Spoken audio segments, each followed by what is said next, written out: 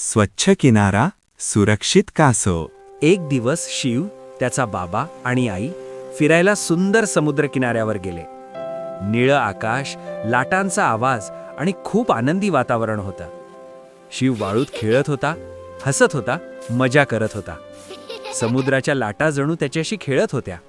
तेवढ्यात शिवने पाहिलं, एक छोटंसं कासव कचऱ्यात अडकलेलं होतं. ते खूप घाबरलेलं दिसत होतं. शिव लगेच ओरडला, "आई, बाबा, कासव अडकले आहे." बाबा आणि आई पटकन तिथे आले. त्यांनी हळूच कचरा काढला आणि कासवाला मोकळं केलं. कासव आनंदाने समुद्राकडे गेला. जणू काही ते धन्यवाद म्हणत होतं. शिवने आजूबाजूला पाहिलं. सगळीकडे खूप कचरा होता. त्याचं मन थोडं उदास झालं. शिव म्हणाला, "आपण बीच क्लीन करूया ना?" आई आणि बाबा हसून होकार देतात. ते तिघे मिळून कचरा गोळा करू लागले. इतर लोकांनीही त्यांना पाहून मदत केली. थोड्याच वेळात बीच स्वच्छ आणि सुंदर झाला. शिव आनंदाने म्हणाला, "स्वच्छ बीच म्हणजे खुश प्राणी आणि खुश माणसं."